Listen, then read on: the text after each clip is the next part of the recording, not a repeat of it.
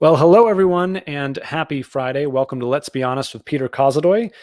This is the live stream show that I created around the launch of the book Honest to Greatness, which is right now in its second week of publication and still doing really, really well. Thank you to everyone who supported this launch. And today I'm here with a very special guest, someone I got to know last year, and that is Miss Jill Gilbert, who has her hands in a bunch of awesome stuff. Jill, welcome to the show. Thank you so much for having me, Peter. Oh, trust me, it's my pleasure. So Jill, take 3 to 4 minutes and tell everyone who you are, what you do, and what really gets you inspired out there. Okay. For the past 11 years, I've been producing a conference at CES, the International Consumer Electronics Show, for those that don't know it.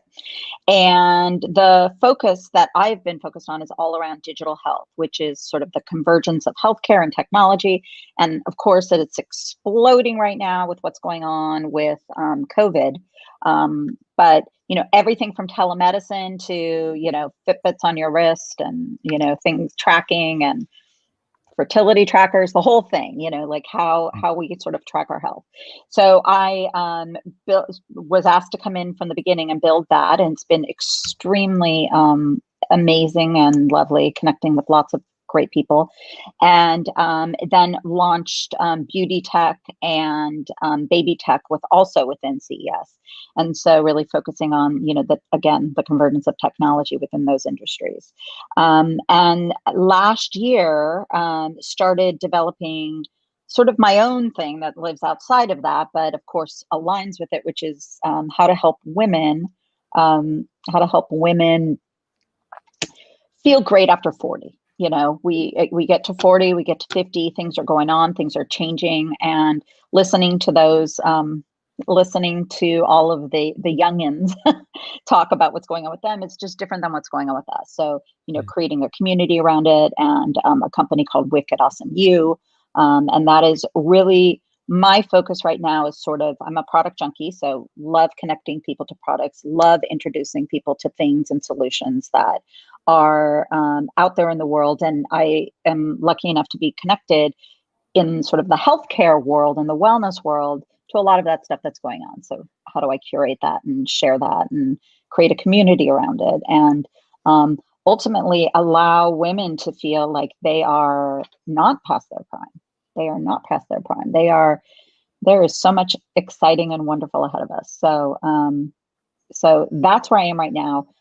What gets me excited is learning. I decided this week that I am officially a lifelong learner. I never really described myself that way before.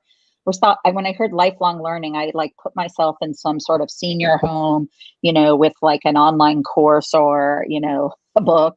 And now I realize that it turns me on, like learning conversation, not just by myself, but like conversation and good banter and good conversation and discovery. It turns me on. I mean, listen, one of my highest core values is lifelong learning. And I consistently find myself taking actions in my life to prioritize learning experiences over everything else. And then I wonder, I used to wonder, why did I do that? And I said I wanted this, but really then I went and, spent all my money on that. And it's because of this, the core value of lifelong learning and where that is. Yep. And Jill, while I'm not a woman, I appreciate your mission, because I barely, as I tell the story in my book, got through the age of 30. I can't imagine I will live past whatever 40 and 50 brings me. So I have so much respect. You will. You got to listen. We're launching a podcast called Anti-Aging Uncensored. And my first episode is really about all that's exciting for us to look forward to, man or woman. Well, I love to hear that, because my quarter life crisis was at 30, and it was a doozy. So, but it led to a book and meeting and having people like you on this show and all that. So to your point, wonderful things can happen no matter what we think. So you never know. Exactly. You never know. That's honest, right? We just don't know. So Jill, take us to a time. Show's called Let's Be Honest, right? Take us to a time where in your life, right? Could be personal, business, or family. You've had to get brutally honest with yourself. What was the situation? What did you do? And what happened next? I have a couple. There's kind of an interesting, this is like really going back in time, but When I was younger, I wanted to be on Broadway. Like, I loved to dance. I loved to dance and sing. I mean, those were my two things. I sucked as an actress, but like dance and sing, those were my things. And so when I went to college, I really thought I was going to study that and move to New York and study on Broadway. And I just felt like that was my calling. And so I auditioned the first year for the play Chorus Line. And it was a great musical theater school. So it was musical theater was my thing. And it was a phenomenal musical theater school. I got cast. I just was excited to be part of it. Original choreographer from Chorus Line came out, or one of the original cast members, one of those came out and actually taught us all. And I realized at that point that it wasn't just about the career. It wasn't just the job that I needed to love. I needed to love the whole environment I was in. And so there was this quite a few moments of me realizing that I didn't like the people I was surrounded by. And it was a really hard thing because I think there was this feeling like no one could ever be your real friend because eventually they were going to have to compete against you for something. I just didn't feel, and again, this was just the setting I was in, as so many talented people in this particular school. And I just didn't love that sort of unsupported feeling, and lack of, I mean, maybe that's where it comes in, where this like sort of camaraderie and, so in high school, when you do plays, you're like, everyone loves each other. Not that we don't compete against each other, but like we loved each other. It was like camp, it was like when we did a show. This didn't feel that way at all. It felt very, very competitive, very like you're just in it for the job and go look elsewhere. And so for me, I really had that moment of, well, I thought this is what I wanted. I know my body is telling me that's what I wanted. And I'm sorry. Brody, please stop for a while. Stop it. I'm so sorry. I'm sorry, my son's home today. Totally Brody, fine. You need to wait. I'm so sorry. It's all good.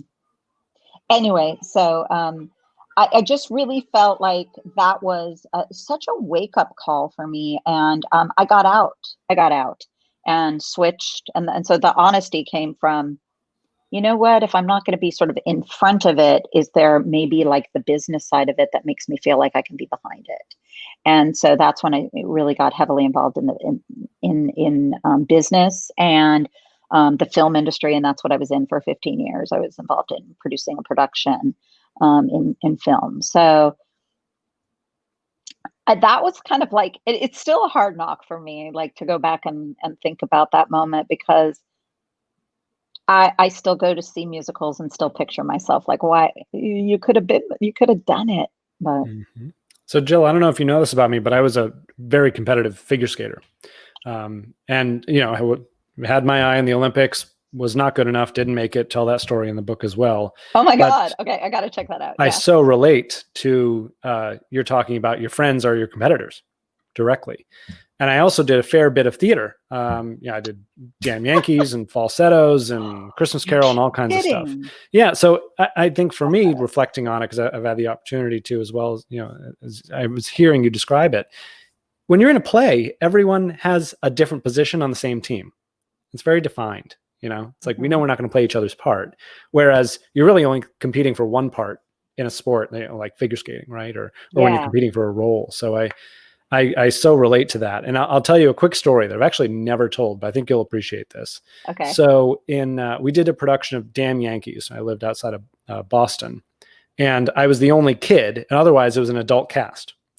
And in the first scene, there was a musical number, and everyone on the couches on the stage was watching a television. The television was placed in front of the audience. So the audience couldn't see what was on the TV, but the actors could. That was the scene. Okay. And they placed the TV outside the curtain. So when you showed up to the show, the curtain was down, but you could see the back of this television. Okay. And so every night when the curtain would go up, there would inevitably be these raunchy, inappropriate pictures that someone had put on the TV, and they were different every night. So when the curtain goes up and we're all supposed to be on, like there's this new thing. But I mean, all those inside jokes that you have, they're so great, aren't they? It is the like those experiences were better than just like even my school friends. Like some of them are in school, but like those experiences are they're family building. I mean, it's kind of what I wish for in business, you know. I don't like to compete. I don't like to think of myself as competing. I just want to be. Yep. Yeah. So I remember feeling that way. You know, when I was in the film industry, you know, everyone's like, you can't do this. You can't do this. You can't. And I thought, okay, if I really let that sink in, and by the way, it took years to figure this one out, but if I really let that sink in, I won't do anything. I won't ever do anything. And so, you know, everyone's like, you got to start in the mailroom, or, you know, when they came to the film industry, you got to start in the mailroom, or you got to do this. And I'm like, and let me tell you, that's a brutal industry, but it just went to show that it's not always true. It's not true. There's so many things that we are told and that we tell ourselves that simply are not the truth at all. And only we can decide that for ourselves. So, and it takes up, I mean, when we think about our health, right? It takes up so much of our energy inside. I was, a newer philosophy for me, a new way of practicing is not to not to worry, not to fret over things that I cannot control. Totally. And by the way, that is so not easy, because your mind has a life of its own, and it will spin and spin and spin. But I used to spend like so much time worrying about stuff that I had no control of. And so I'd spend like a week worrying about something a week later, and like I always think of my insides as like, what did that look like? Like you spent a week letting your body do that when you could have had just, whether it was good or bad, you know, just let it happen, do your best, let it happen, you know. But that anticipation of diagnosis or anything, it's so hard. Just gotta like out of sight, out of mind until you're ready, you know. And the paradox I've found now coaching entrepreneurs is, on the average, folks worry far too much about the things they can't control, and ironically don't worry about the things that they can control and don't go and control them. So fascinating stuff. Jill, take us to going a little bit deeper. When you look back on your career, everything you've done, what's the biggest win you've experienced that it just fills you with pride? And what's the biggest loss that you look back on? The biggest win, I'll go back to my first year of Digital Health Summit. I was brought into a position at a show that I didn't know.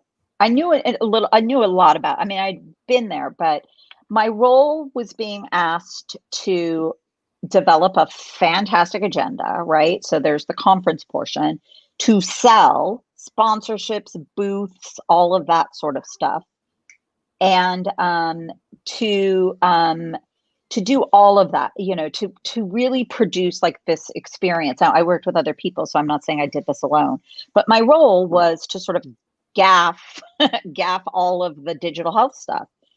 And I was met with, so first of all, I'm not a healthcare expert, right? So maybe it wasn't like the best thing that I was doing. It wasn't the right exact role for me, but it ended up becoming this like brilliant role for me. So what I learned was I was able to use so many skills that I had that I didn't know I had, and how they applied. So we pigeonhole ourselves, right? So we pigeonhole ourselves like we're in sales or we're in this.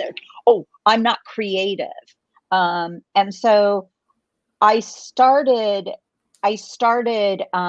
doing sort of the sales part of it, and started talking to speakers and figuring, like, it was a show that people thought of as sexy TVs that were being launched. Medical institutions and big healthcare people were like, why the, you know what, would we ever go to CES? Why would we bother? Why would we put our brands there?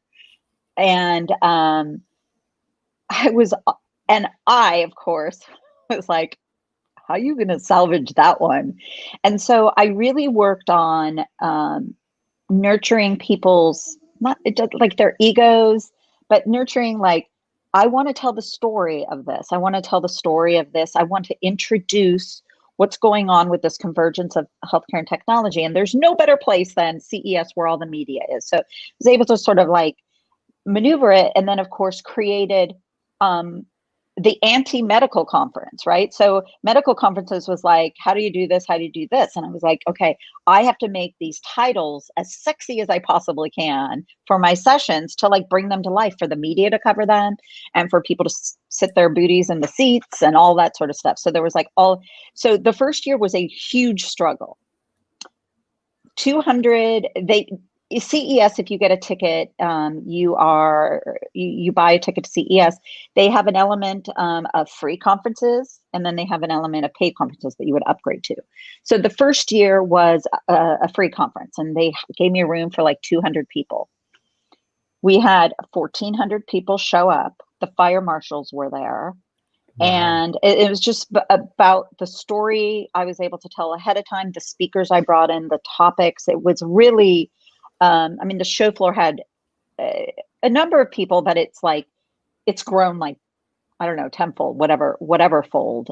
It's huge now, but well, not this year, but like it became like a destination.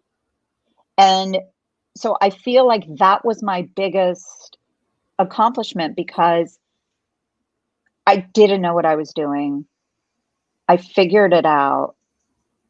And in my own way, like and by the way, I still do so much the same that I did then, of how I talk and speak and discover things, and, you know, not being like an augmented reality expert, but I can still have the conversations. Sure.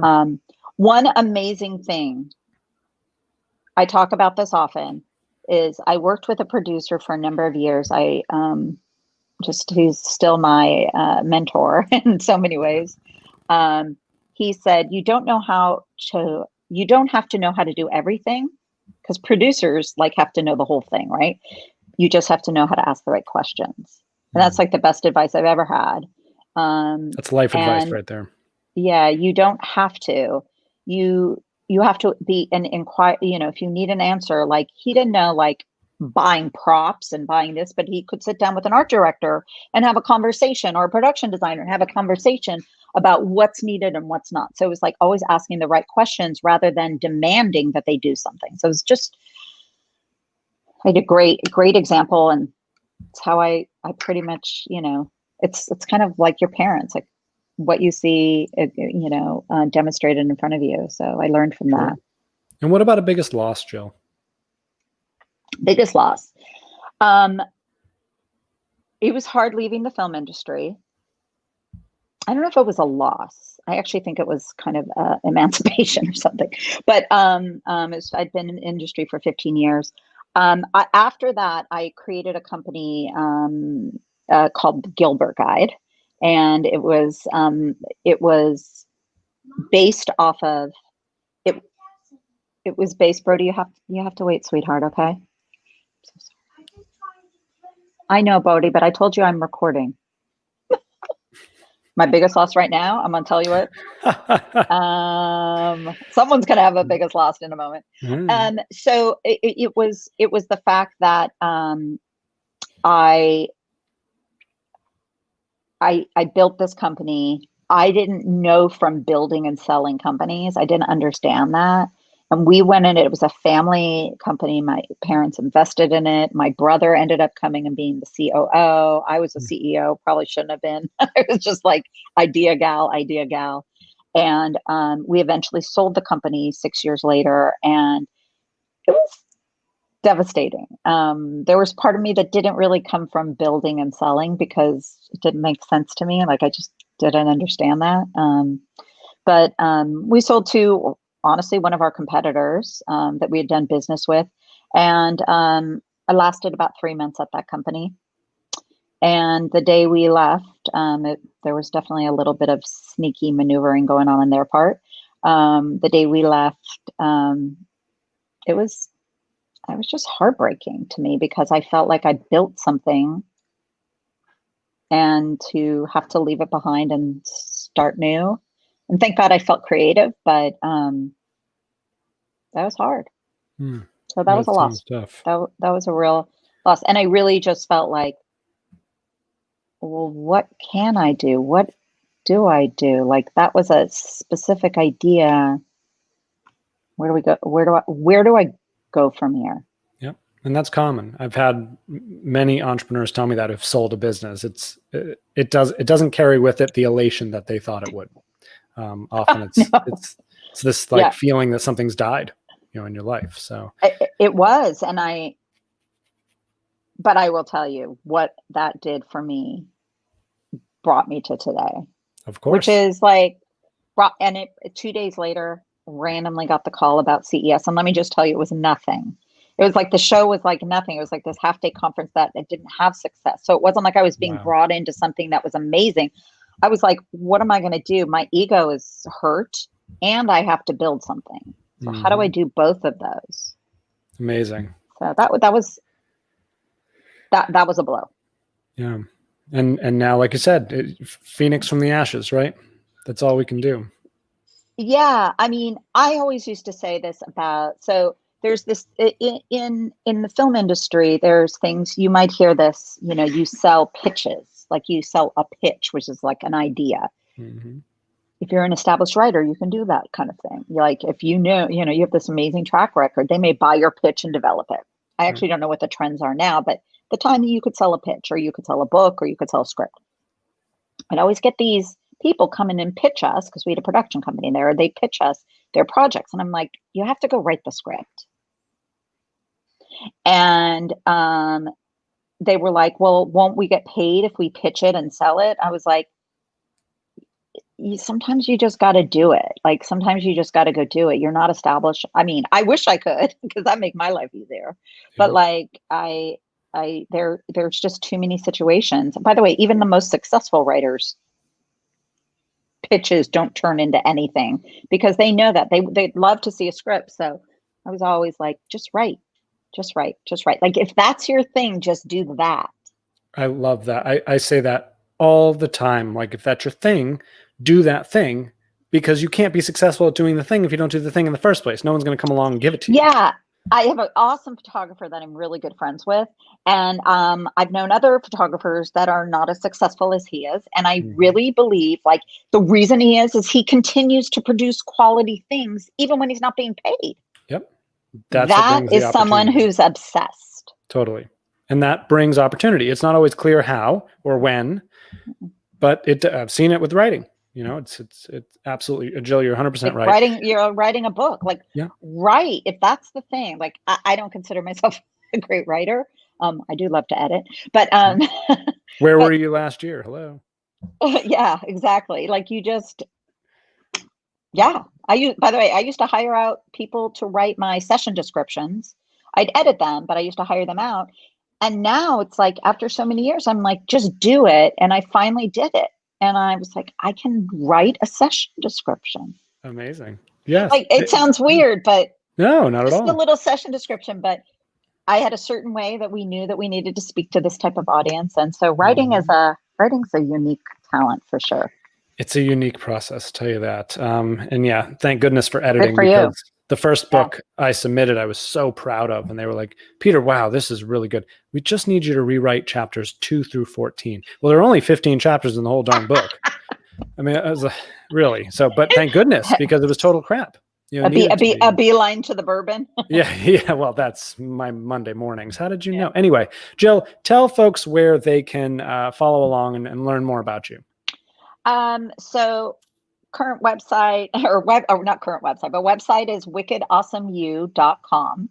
And same on Facebook, Wicked Awesome You. And we have a private circle, I call it the circle, but a private group for women over 40 in Facebook. And then on Instagram, it's Wicked Awesome You XX, like the chromosomes. So, that's very clever. I like that. so we're there, and I love to talk to people. That's so great. One of my biggest takeaways from today was, let's be honest about what it actually takes. Yeah. Sometimes it takes luck. You get a phone call about Yes. CES and you don't know what CES is, and you take it and you do it, right? Other times it takes just doing your thing. If you're a photographer, go be a photographer. If you're a writer, go write a book. It all comes back to, like, let's be honest about what it takes to achieve all of these amazing things. 100%. 100%. Jill, it's always a pleasure. Thank you so much for being you. here on the show. It was fun. Yeah, of course. I got to throw myself back into history. That was pretty I know, cool. and I appreciate that. And I got to tell a story that I never tell, which is great, because usually I'm just repeating myself. So, all right, folks. Well, you heard from Jill. Listen, if honesty is important to you, go pick up a copy of Honest to Greatness. Go check out Wicked Awesome You and see what everything Jill's doing. Jill, thank you so much. Thank you so much. And until next time, I'm Peter Kozodoy. Thanks for being honest.